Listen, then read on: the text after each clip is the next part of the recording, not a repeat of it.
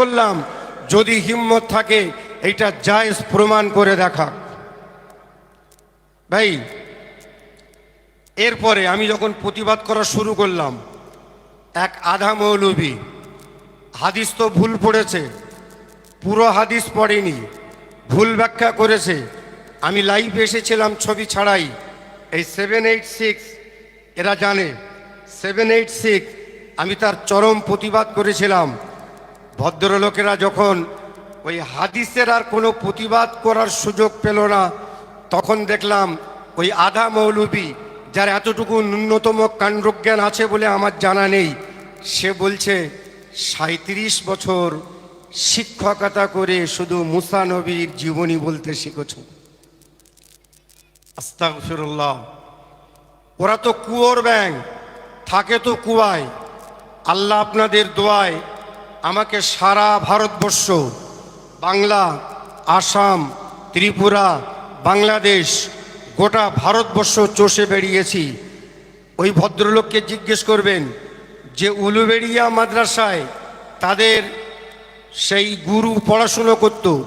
আমি গুনাহগারও সেই উলুবেড়িয়া মাদ্রাসায় পড়াশোনা করতাম। আল্লাহর শান, আমি যখন গোটা ওয়েস্ট বেঙ্গলে প্রথম স্থান অধিকার করলাম, একটু জোরে বলেন আল্লাহুম্মা লাকাল হামদ ওয়া লাকাশ শুকর। আল্লাহ আমাকে গোটা বাংলার মধ্যে প্রথম স্থান বানিয়েছিলেন।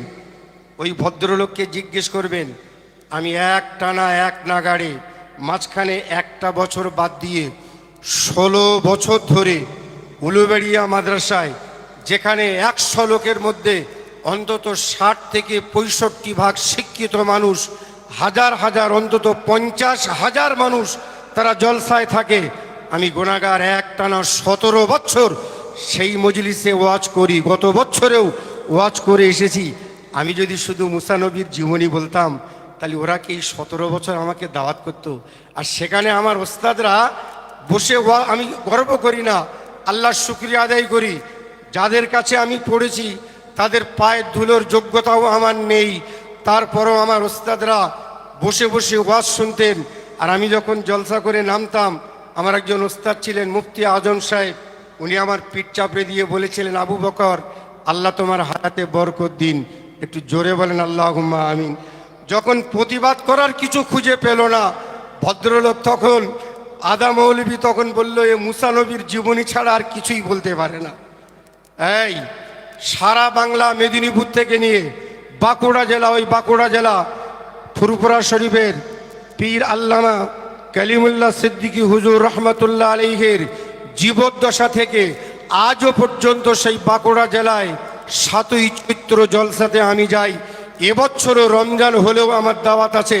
তাহলে আমি যদি একটানা 20 বছর একটা জলসাতে জলসা করি, তাহলে এই 20 বছর ধরেই কি শুধু মুসা নবীর জীবনী বলছি? মানে এরা মানুষকে আর কিভাবে ধোঁকা দেবে? আর একটা জায়গার কথা বলি, যেখানে ওই ভদ্রলোকের আব্বাজান মরহুম আলহাজ হজরত হাফেজ শামসুর রহমান সাহেব, আমি দোয়া করি আল্লাহ পাক তাকে জান্নাত নসিব করুন। উনি যখন ওয়াজ করতেন, সেই সময় থেকে হুগলি জেলায় দাদা হুজুর কেবলা রহমাতুল্লাহ আলাইহির একজন খলিফা ছিলেন কাজী নূর আলী বাদপুরি রহমাতুল্লাহ আলাইহি, তার একটা জলসা হয় কম বেশি 18 থেকে 20 বছর। আমি গুনাহগার, ওই জলসার আমি বক্তা। ফুরফুরা শরীফের পীর আল্লামা সাইফুদ্দিন সিদ্দিকী হুজুরের জীবদ্দশা থেকে, পীর আল্লামা কালিমুল্লাহ সিদ্দিকী হুজুরের জীবদ্দশা থেকে একজন ফুরফুরা শরীফের হুজুর থাকতেন। আর আমি গুনাহগার 2.5 থেকে 3 ঘন্টা 2 ঘন্টা ওয়াজ করতাম। এই 20 বছর ধরে জলসা করছি, শুধু কি মুসা নবীর জীবনী বলছি এটা বলে আপনার মনে হয়? তাহলে এরা মানুষকে আর কি করে বোকা বানাবে? পরিশেষে বলি, কোন কোন ভদ্রলোক তাদের লকব দিচ্ছে মুফতি আজম। আজকে যার দরবারে এসেছেন তার একটা ছোট্ট মশলা বলে আমি বিদায় নেব। আমি সাধারণত এভাবে জলসায় প্রতিবাদ করি না, কারণ লোক আমাদের নিয়ে যায় কোরআন হাদিস বলবার জন্যে। কিন্তু আমি বলেছিলাম, আজকে যদি আমাদের বিরুদ্ধে কোনো কথা বলা হয়, আমরা 1 ইঞ্চি জমি ছাড়ব না ইনশাআল্লাহ। তোমরা ফতোয়া দেবে, আমাদের বিরুদ্ধে গালি দিলে আমরা যদি ইমানদার না হই, তাহলে যারা গালি দিচ্ছে তারাই তো কাফের হবে। আর তোমাদের বেলা কি হবে? আমরা মাওলানাবাগ দরবার শরীফে হুজুরের বাড়িতে মজলিস করছি, সেইটা যদি আবু জেহেলের মজলিস হয় তাহলে এই লোকগুলো সব কাফের, আর এরা যদি কাফের না হয় তাহলে আমি উল্টে তো বলতেই পারি ওটা কাদের উপরে বর্তাবে। ছোট্ট একটা মশলা বলি, বসিরহাটের আল্লামা হুজুর তখন হায়াতে বেঁচে আছেন। নোয়াখালীর এক আলেম হজ করতে, উনি মক্কা শরীফে যাবেন, তখন হজ করতে সময় লাগতো কম বেশি 3 থেকে 3.5 মাস। জলজাহাজের ব্যবস্থা ছিল। উনি যখন হজে যাচ্ছেন, যাওয়ার সময় ওনার স্ত্রীকে বলে যাচ্ছেন, শোনো, আমি হজ থেকে ফিরে না আসা পর্যন্ত তুমি তোমার বাপের ভিটেই পা দেবে না। যদি তুমি তোমার বাপের ভিটেই পা দাও তাহলে 3 তালাক। ভদ্রলোক হজ করতে চলে গেলেন। মাঝখানে মেয়েটার কাছে খবর এসছে তোমার আব্বার শরীর খারাপ। তো মেয়েটা ভাবছে, আল্লাহ, আমার কতগুলো বাচ্চা, আমি যদি এক্ষুনি বাপের ভিটে যাই তাহলে তো 3 তালাক, আমার বাচ্চাগুলোর ভবিষ্যৎ কি? মেয়েটা গেল না। দ্বিতীয়বার খবর এলো, মেয়েটা গেল না। তারপরে খবর এলো তোমার আব্বা মারা গেছে। মেয়েটা বলল, আল্লাহ, যে আব্বা এত কষ্ট করে মানুষ করেছেন তিনি ইন্তেকাল করলেন, আর আমায় একটু তার মরামুখটা দেখতে পাবো না, এটা কি করে হয়? তালাক যদি নসিবে থাকে হবে, অন্তত আব্বার মরামুখটা দেখে আসি। ও বাপের বাড়িতে গেল। ইতিমধ্যে আলেম সাহেব হজ থেকে ফিরে এসেছেন। তৎকালীন নোয়াখালীর সমস্ত মুফতিরা এক বাক্যে লিখিত ফতোয়া দিয়েছে, তোমার স্ত্রী 3 তালাক হয়ে গেছে, ওই বউনি আর ঘর করা চলবে না। তখন ওই ভদ্রলোক ফুরফুরার জমিন মুজাদ্দেদে জামান আমিরুশ শরিয়াত দাদা হুজুর কেবলা রহমাতুল্লাহ আলাইহির দরবার এসে বললেন, হুজুর, আমি এই সমস্যায় পড়েছি। ফতোয়াটা দেখালেন, মশলাগুলো যারা মুফতিরা ফতোয়া দিয়েছেন সেটাও দেখালেন। বসিরহাটের আল্লামা ফুরফুরা শরীফের মুজাদ্দেদে জামান বললেন, বাবা, বসিরহাটের বড় মাওলানা আল্লামা রুহুল আমিন সাহেব হুজুরকে এই ফতোয়াটা একটু দেখিয়ে নিও। ঘটনাক্রমে দুজন এক জায়গায় আছেন। আলেম সাহেব মশলাটা নিয়ে দাদা হুজুরের কাছে দিলেন, দাদা হুজুর বসিরহাট আল্লামা হুজুরের কাছে দিলেন। বসিরহাট আল্লামা হুজুর রহমাতুল্লাহ আলাইহি ওই মশলাটা দেখার পর বসিরহাটের আল্লামা হুজুর, যিনি এখানে শুয়ে আছেন, আজকাল ওদের বড় কষ্ট হয়, লোক এখানে জিয়ারাত করতে আসে। আমার দেশের এক মৌলবী ছিল, মারা গেছে, আল্লাহ তাকে জান্নাতবাসী করুক। সে লোককে বোঝাচ্ছে, তোরা নতুন গাড়ি কিনে মাওলানাবাগে নিয়ে যাস কেন? ওখানে গেলে কি তেল ছাড়াই গাড়ি চলে? চাবি ছাড়া স্টার্ট হয়? জীবনে বুজুর্গদের সোহবত পাওনি, আল্লাহর ওলিদের লানত তোমার উপরে আছে, তাই তুমি পীরের দরবার চিনতে পারো না। মিয়া, হুজুর এখানে শুয়ে আছেন। বসিরহাটের আল্লামা হুজুর ওই মশলাটা দেখলেন, দেখার পরে এক কথায় বললেন, হুজুর, এই বর্ণনা যদি সত্যি হয়, বসিরহাটের রুহুল আমিন ফতোয়া দিচ্ছে এই মেয়েটার উপরে 1 তালাকও হয়নি। একটু জোরে চিল্লে বলেন। আরো জোরে বলতে পারবেন না? আর জোরে বলা যাবে না? বসিরহাটের আল্লামা হুজুর বললেন, এই মেয়েটার 1 তালাকও হয়নি। সব আলেমরা মুখ চাওয়াচাবি করছে, কিরে, এত মুফতি ফতোয়া দিয়েছে, ওই রকম বাজারে মুফতি ফতোয়া দিচ্ছে, এই ঝোলটা নিজের কোলে টানার জন্য ফতোয়া দিচ্ছে। তো না জেনে না বুঝেই ফতোয়া দিয়েছে। বসিরহাটের আল্লামা বললেন, ওর 1 তালাকও হয়নি। আলেমরা মুখ চাওয়াচাবি করছে। দাদা হুজুর কেবলা রহমাতুল্লাহ আলাইহি বসিরহাটের আল্লামা হুজুরকে বললেন, বাবু রুহুল আমিন, তুমি যে বলছো তালাক হয়নি, একটু গুছিয়ে বলবে বাবা। বসিরহাটের আল্লামা বলেছিলেন, হুজুর, ওই আলেম সাহেব বলে গেছিলেন, হজ থেকে ফিরে আসার আগে যদি তুমি তোমার বাপের ভিটে পা দাও তাহলে 3 তালাক। বাপের ভিটে পা দাও তাহলে 3 তালাক। ওই মশলায় লেখা আছে, ওর আব্বা বেঁচে থাকাকালীন 2 বার খবর পেয়েছিল, মেয়েটা যায়নি। যখন সংবাদ পেয়েছে আব্বা মারা গেছে, তখনই ওই মেয়েটা সেই ভিটে গেছে।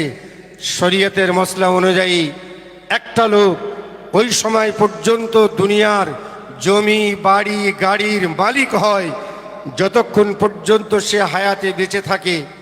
যখন সে এক্সপায়ার হয়, মারা যায়, মারা যাওয়ার পরে সে জমি বাড়ি গাড়ির মালিক থাকে না।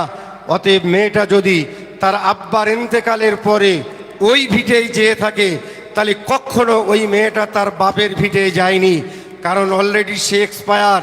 তার সম্পত্তি তার ছেলেদের, তার মেয়েদের, তার স্ত্রীদের উপরে বর্তেছে। অতএব ওই মেয়েটা কিন্তু ওর বাপের ভিটে পা দেয়নি, তার ভাই, তার মা, তার বোন, অথবা সে নিজের জমিতেই গেছে। এই জন্যে তার জীবনে এক তালাকও হবে না। একটু জোরে চিল্লে বলেন আল্লাহু আকবার। আরো জোরে চিল্লে বলেন আল্লাহু আকবার। তাদের সঙ্গে তুলনা করছো কাদের বাপ?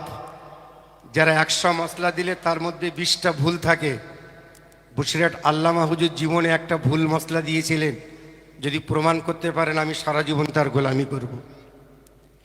মেজলা হুজুর কেবলা জীবনে একটা ভুল ফতোয়া দিয়েছিলেন, আর ইসমাইল সাহেব চোখে আঙুল দিয়ে দেখিয়ে দিয়ে গেছে।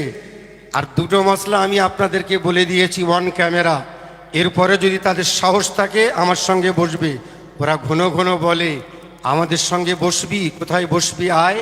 আর আমি চ্যালেঞ্জ দিচ্ছি, এই সমস্ত বিতর্কিত বিষয়গুলো নিয়ে যদি তোমাদের বসার ইচ্ছাই থাকে, তোমাদের ডেট অনুযায়ী তোমাদের নির্ধারিত জায়গাতে আমরা যাওয়ার জন্য তৈরি আছি ইনশাআল্লাহ। আমার জীবনে 8টা বাহাস করেছি। আল্লাহ পাক আমার দাদা হুজুর বসিরহাট আল্লামা হুজুরের কদমে রসিলায় প্রত্যেকটা বাহাসে আল্লাহ আমাদেরকে বিজয় দান করেছেন। একটু জোরে চিল্লে বলেন সুবহানাল্লাহ। না হলে জীবনের শেষ প্রান্তে আরেকটা বাহাস করব। আল্লাহ পাক যেন তৌফিক দেন। আর বাংলার মানুষকে বলি, একটু চোখটা খোলা রাখেন, একটু বুঝে সুঝে চলার চেষ্টা করেন। অতিরিক্ত কিছু করতে যাবেন না। কিছু বক্তা আছে, তারা দুটো দাওয়াতের লোভে তাকে মোজাদ্দেদ, আমি আজকে একজন আমাকে দেখাচ্ছিল, একজন ভক্ত লিখছে ওনার নামে, ইনি নাকি মোজাদ্দেদ হয়েছেন।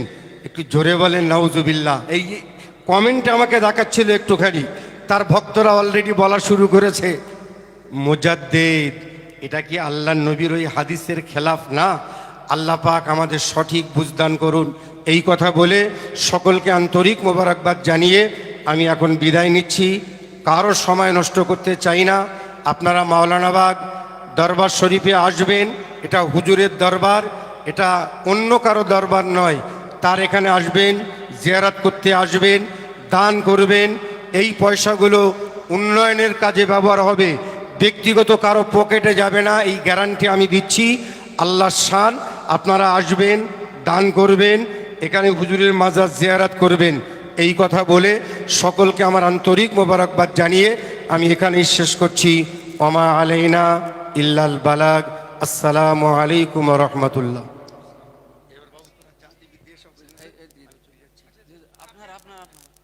নারায়ে তাকবীর, নারায়ে তাকবীর। সিলসিলায়ে হক মুজাদ্দিদে জামান। এটা নিন, আচ্ছা হয়ে যাক, এটা কমপ্লিট করুন। হুজুর বস, হুজুর দিয়ে দাও। এত সময় আপনারা খুব তথ্যপূর্ণ আলোচনা শুনলেন।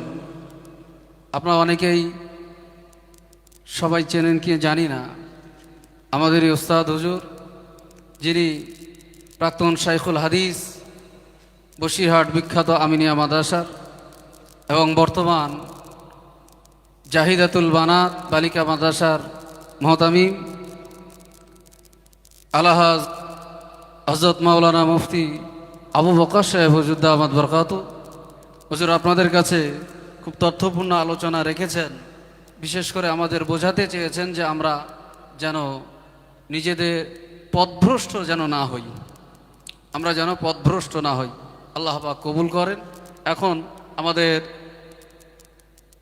দরবার শরীফের পক্ষ থেকে, মাওলানাবাগ দরবার শরীফের পক্ষ থেকে হুজুরকে সম্মাননা প্রদান করছে আমাদের দরবার শরীফের ছোট হুজুর কেবলা সাহেব, বড় সাহেবজাদা পীরজাদা সাআদা আমিন।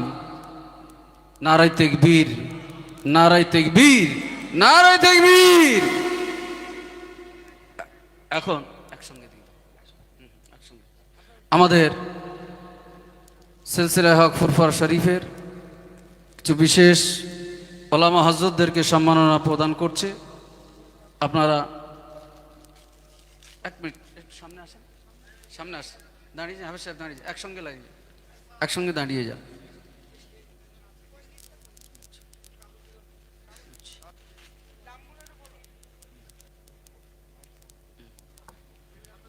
আচ্ছা, একটা বিশেষ ঘোষণা, একটা ফোন, মোবাইল ফোন হারিয়ে গেছে। যদি কোনো সহৃদয় ব্যক্তি পেয়ে থাকেন, মেহেরবানি করে আমাদের স্টেজে জমা দিয়ে যাবেন। একটা মোবাইল ফোন হারিয়ে গেছে, যদি কোনো সহৃদয় ব্যক্তি পেয়ে থাকেন, আপনি মেহেরবানি করে আমাদের স্টেজে ফোনটি জমা দেবেন। আমাদের মধ্যে উপস্থিত আছেন হাফেজ মাওলানা আরেফিন সাহেব, মাওলানা সাইফুল ইসলাম সাহেব, মাওলানা সাইফুদ্দিন সাহেব, মাওলানা ইসমাইল সাহেব এবং মাওলানা মারুফ সাহেব, মাওলানা লিয়াকাত সাহেব, কি নাম, হাফেজ নজরুল ইসলাম সাহেব, এনাদেরকে সম্মানিত করা হচ্ছে। দরবার শরীফ, মাওলানাবাগ দরবার শরীফের 3 দিন ব্যাপী ঐতিহাসিক ইসালে সাহাবের দ্বিতীয় দিন দরবার শরীফের হুজুর কেবলা এবং পীরজাদা ভাইজানদের পক্ষ থেকে সম্মানিত করা হচ্ছে।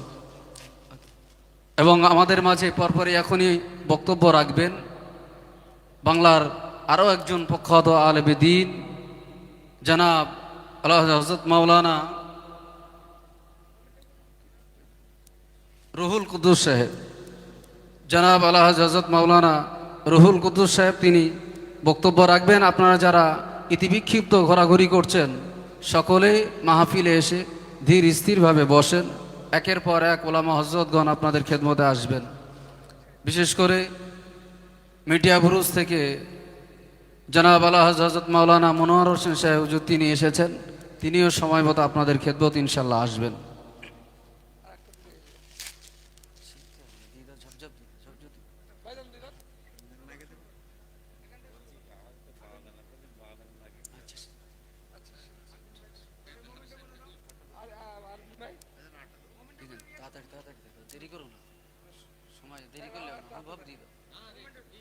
নারায়ে তাকবীর, নারায়ে তাকবীর, নারায়ে তাকবীর। সিলসিলায়ে হক মুজাদ্দিদে জামান, সিলসিলায়ে হক মুজাদ্দিদে জামান, নারায়ে তাকবীর। মাওলানা বাগ ঐতিহাসিক 3 দিন ব্যাপী মহান ইসালে সওয়াব, মাওলানা বাগ ঐতিহাসিক 3 দিন ব্যাপী মহান ইসালে সওয়াব, নারায়ে তাকবীর। ওলামায়ে কেরামগণ, ওলামায়ে কেরামগণ, পীর সাহেব ও পীরজাদা হুজুর কেবলাগণ, নারায়ে তাকবীর। হুজুর আল্লামা রহমাতুল্লাহ আলাইহির মুহিব্বিনগণ, দরবার শরীফের মেহমানগণ, নারায়ে তাকবীর। একটু উচ্চ আওয়াজে তাকবীর দেন না, নারায়ে তাকবীর, নারায়ে তাকবীর। বিশেষভাবে মনে রাখবেন যে দরবার শরীফের ঐতিহাসিক ইসালে সাহাবে আসার জন্য রাজ্য সরকারের পক্ষ থেকে কিছু বাস পরিষেবা দিয়েছে। শিয়ালদা থেকে বৈকাল 3 ঘটিকায় ছাড়বে, দরবার শরীফের বসিরহাটের উদ্দেশ্যে আসবে। রাজারহাট থেকে বৈকাল 3 ঘটিকায়, বারাসাত থেকে 3:30 মিনিটে ছাড়বে, ঘটকপুকুর থেকে 3:30 মিনিটে ছাড়বে, হিয়ংগঞ্জ থেকে 4:30 মিনিটে ছাড়বে। সব বাস শিয়ালদা থেকে রাজারহাট, বারাসাত, ঘটকপুকুর, হিয়ংগঞ্জ থেকে বসিরহাটের উদ্দেশ্যে রওনা দেবে 3টে এবং 3:30 এবং 4:30। আপনারা যারা আগামীকাল আখিরি দিন জুমার দিন যারা আসতে চান, এই সমস্ত জায়গা থেকে আপনারা বাস ধরতে পারেন বা ট্রেনের বা বিভিন্ন যানবাহনের ব্যবস্থা আছে। সাথে সাথে যে সমস্ত দরবার শরীফের দাতা সখী ব্যক্তিগণ আছেন, মুহিব্বিনগণ আছেন, আপনারা আপনাদের দানের অর্থ মাল সামান আমাদের নির্দিষ্ট অফিস আছে, একদম মাহফিলে আসার আগেই কর্নারে ডান হাতে আমাদের ইসালে সওয়াব অফিসে আপনারা জমা করবেন। ওখান থেকে আপনারা সদস্য পদ গ্রহণ করবেন এবং হুজুর আল্লামা রহমাতুল্লাহ আলাইহির লিখিত কিতাব, যে কিতাব হুজুর আল্লামা রহমাতুল্লাহ আলাইহি বলেছেন যে যা আমি রুহুল আমিন, আমার কিতাব যার ঘরে থাকবে মসজিদ দাজ্জাল তার ইমানটাকে নষ্ট করতে পারবে না। বলি সুবহানাল্লাহ। একটা করে কিতাব আপনারা সংগ্রহ করবেন।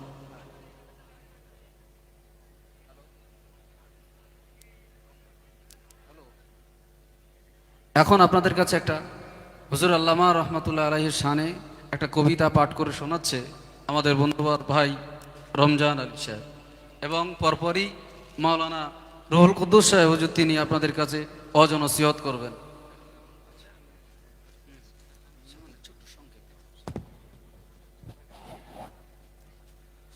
আসসালামু আলাইকুম রহমতুল্লাহি ওবারাকাতুহ।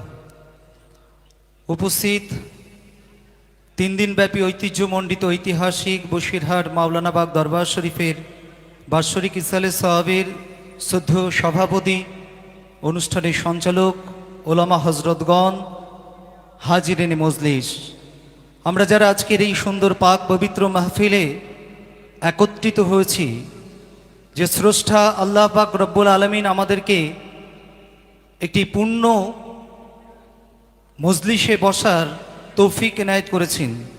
সর্বাগ্রে সর্বপ্রথমে আমি অধম রমজান আলী সেই স্রষ্টার প্রতি কৃতজ্ঞতা প্রকাশ করতে, যে আল্লাহ আমাকে আপনাকে তামাম বিশ্বজাহানকে সৃষ্টি করেছেন, তার প্রতি শুকরিয়া আদায় করতে স্বরচিত একটি হামদ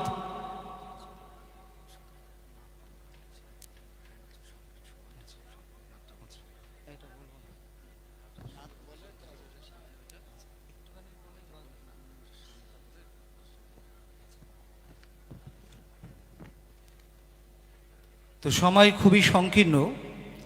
আমি হুজুর আল্লামা রুহুল আমিন রহমাতুল্লাহ আলাইহির শানে আপনারা যে সকল ওলামা হুজুরদের কাছ থেকে বিভিন্ন সময় তার সম্পর্কে অনেক কথা শুনেছেন, সেগুলিকেই একটু ছন্দে লেখার চেষ্টা করে আপনাদের সামনেই তুলে ধরছি। এক পলকে হুজুর আল্লামা রুহুল আমিন রহমাতুল্লাহ আলাইহি মাওলানাবাগ দরবারে সালাম জানাই সবারে। মাওলানাবাগ হুজুরের নিজ বাড়ি, জন্মস্থান সোদপুর, এসেছিলেন ছাড়ি। বসিরহাটের মাটি ধন্য হুজুর আল্লামার জন্য। হুজুর ছিলেন সর্বজ্ঞানী, আবাল বিদ্যা সবাই জানি। প্রধান খলিফা দাদা হুজুরের রচনা করেছেন কত বইয়ের। তিনি ছিলেন জ্ঞানের আলো, তার আলোতে আছি ভালো। আল্লামা হুজুরের ভক্ত যারা, রুহানি দোয়া পাবেন তারা। যার মাদ্রাসা আল্লাহ করেছেন কবুল, স্রষ্টার জিকিরে থাকত মশগুল। বাংলা আসাম জুড়ে পেয়েছেন খ্যাতি, তিনি দেখেছেন মানুষ, দেখেননি জাতি। পণ্ডিত ছিলেন সকল জ্ঞানী, তাই তো সবাই আজও মানি। হুজুরের রওজা করে জিয়ারত, জিন ইনসান দিন রাত। হাসর মাঠে হবে দেখা, হাসর মাঠে হবে দিদার। রহমত হলে আল্লাহ তালার, সবার আগে আল্লাহ রসুল সাল্লাহ সাল্লাম। চাইতে দোয়া করবেন না ভুল, ইনশাল্লাহ দোয়া রাখবেন। আপনাদের কাছ থেকে দোয়া নেওয়ার আশায় আমি চেষ্টা করেছি আমার স্বরচিত হুজুরের শানে, আল্লামা হুজুরের শানে একটি কবিতা পাঠ করবার।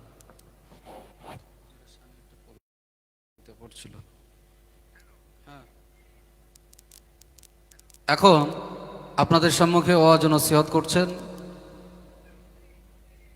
জনাব আলহাজ হযরত মাওলানা রুহুল কুদ্দুস সাহেব। আপনারা ধীর স্থিরভাবে হুজুরের আলোচনা আপনারা শ্রবণ করুন।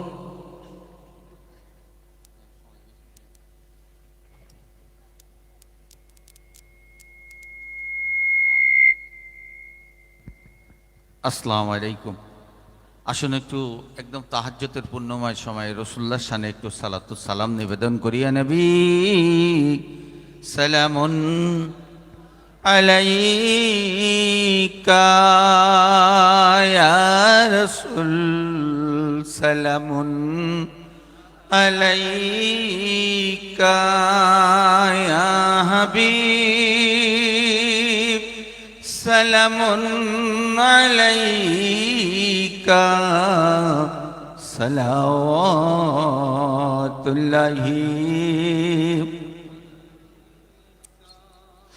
उड़ूसी रंगाया तोरी मैदान करबला, ओड़ो से रंगाया तोरी मैदाने करबला ओहद पोरान जया सुनी खुली लुम जला सल्लल्लाहु अला मुहम्मद सल्लल्लाहु अलैहि वसल्लम या नबी सलामुन अलैका या रसूल सलामुन अलैका या हबीबी सलामुन अलैका सलावतुल्लाहि কঠিন হাসর দিনে বলবেন নবী আর গণের কঠিন হাসর দিনে বলবেন নবী আর গণের শোনো শোনো ইয়ার গণ মিনতি আমার শোনো বাবা শাহ আলী জলদি করে যাও চলি জাহান্নামের দরজাতে পাহারা তোমার আমার উম্মত গুনাহগার পরে যাওয়ার তরি নাহি তার দেখো যেন থাকে না পড়ে উম্মত আমার ইয়া শফিউল মুজনবিন সাল্লাল্লাহু আলা মুহাম্মাদ সাল্লাল্লাহু আলাইহি ওয়াসাল্লাম ইয়া নবী সালামুন আর একটু মহাব্বতের সাথে বলে ইয়া রাসূল সালামুন আলাইকা ইয়া হাবিবি সালামুন আলাইকা সালাওয়াতুল্লাহি কঠিন হাসর দিনে বলবেন নবী ফারুকে আজমকে জলদি করে যাও চলে জলদি করে যাও চলে ফুলসিরাতের ধারে পাহারা তোমার আমার উম্মত গুনাহগার পরে যাওয়ার তরি নাহি তার দেখো যেন থাকে না পড়ে উম্মত আমার ইয়া সাইয়্যিদুল মুরসালিন সাল্লাল্লাহু আলা মুহাম্মাদ সাল্লাল্লাহু আলাইহি ওয়াসাল্লাম ইয়া নবী সালামুন আলাইকা ইয়া রাসূল সালামুন ইয়া হাবিবি সালামুন আলাইকা সালাওয়াতুল্লাহি কঠিন হাসর দিনে বলবেন নবী উসমান জুন্নুরাইনকে জলদি করে যাও চলে জলদি করে যাও চলে বাবা উসমান কাউসারের ধারে পাহারা তোমার আমার উম্মা তাগি খাবে পরে যত নবী পাবে আমার উম্মা তাগি খাবে পরে যত নবী পাবে পিপাসিত পিলাও পানি উম্মত আমার ইয়া রাহমাতাল লিল আলামিন সাল্লাল্লাহু আলা মুহাম্মাদ সাল্লাল্লাহু আলাইহি ওয়াসাল্লাম ইয়া নবী সালামুন আলাইকা ইয়া রাসূল সালামুন আলাইকা ইয়া হাবিবি সালামুন আলাইকা সালাওয়াতুল্লাহি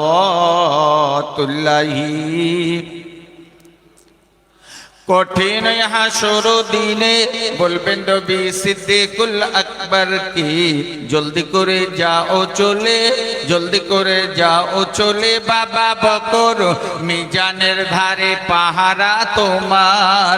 আমার উম্মত গুনাহগার পরয়াবার তোরি নাহি তার, আমার উম্মত গুনাহগার পরয়াবার তোরি নাহি তার।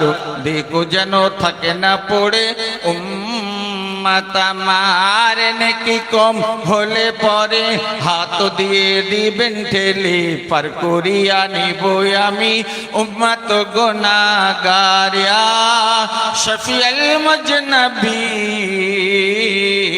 সাল্লাল্লাহু আলা মুহাম্মাদ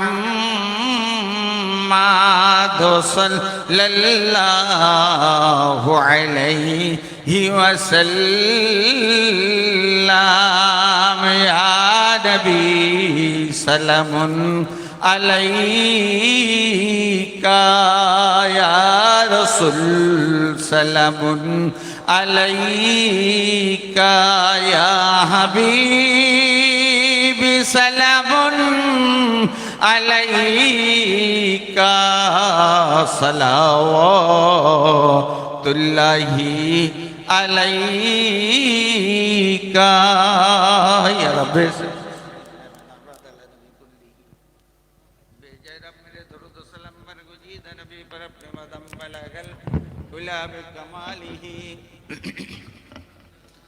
حسنت جميع خصاله صلوا عليه وآله.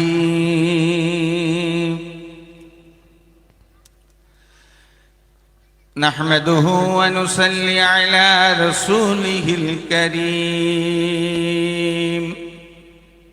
أما بعد فقد قال الله تعالى في القرآن الكريم وفي الفرقان الحميد: إن الله وملائكته يصلون على النبي يا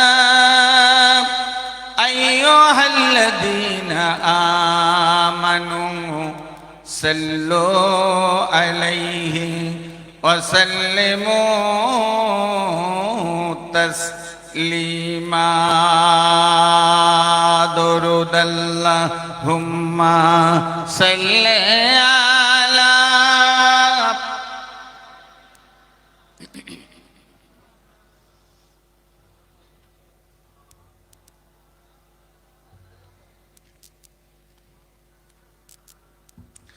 একটু মহব্বতে আল্লাহুম্মা সাল্লি আলা সাইয়্যিদিনা মাওলানা মুহাম্মদ ওয়া আলা আলি সাইয়্যিদিনা মাওলানা মুহাম্মদ সাল্লাল্লাহু আলা মুহাম্মাদিন सल्लल्लाहु अला मोहम्मद.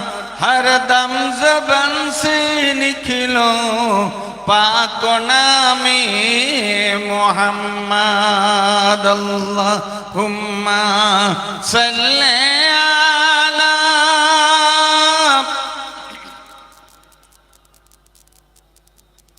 व अला आलि सय्यिदिना وحبيبنا محمد.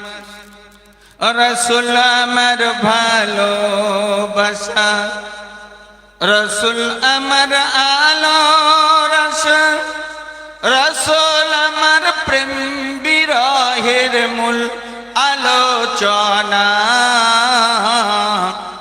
রসুল আমার কাজী কর্মের অনুপ্রেরণা. আল্লাহুম্মা সাল্লি আলা তো মহাব্বতের সাথে ওয়াইলা আলে সাইয়্যিদিনা।